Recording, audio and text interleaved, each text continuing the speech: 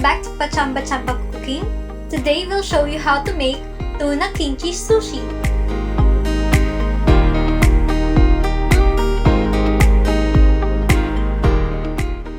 First, prepare the ingredients. Slice the kimchi.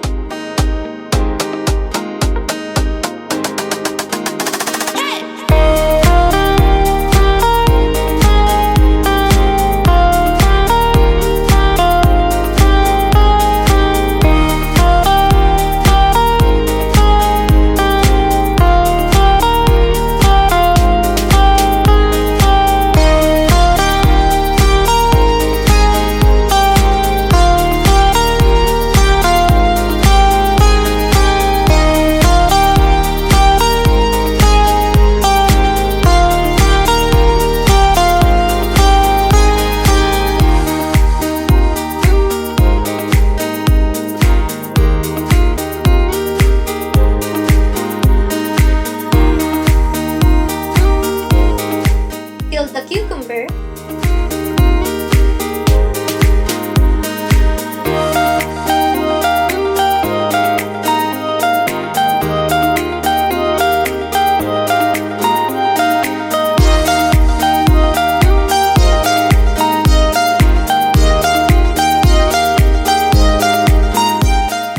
Slice the cucumber.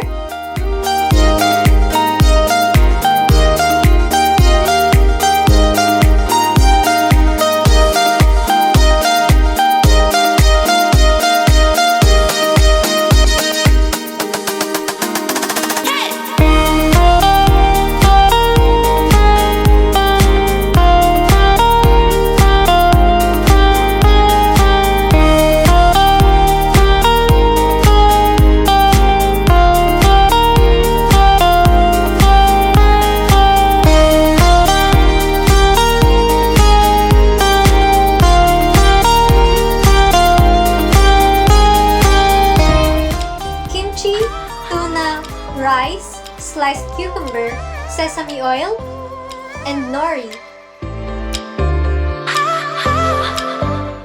Add the sesame oil to the cooked rice and then mix it.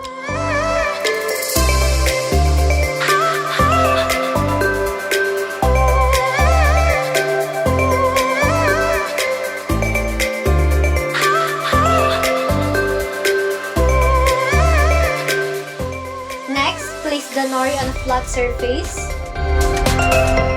and then place and flatten the cooked rice.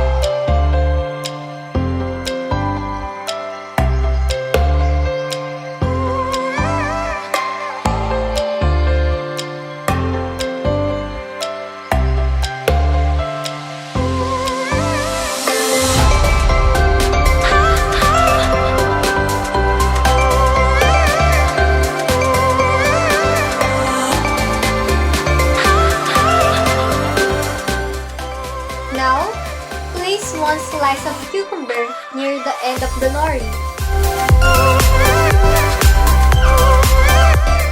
Add the tuna and flatten it as well.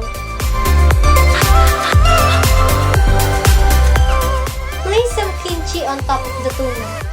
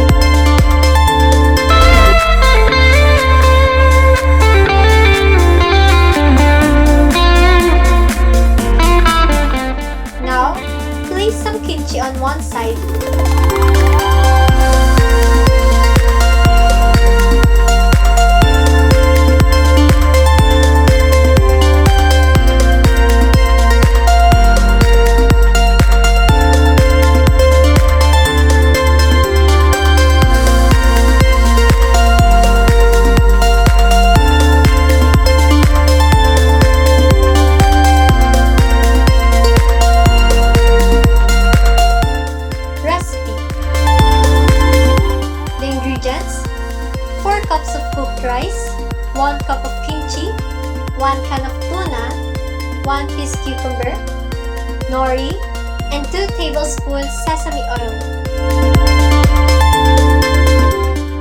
Thank you for watching!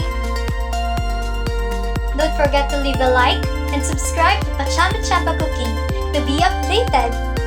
See you in our next video. Bye-bye!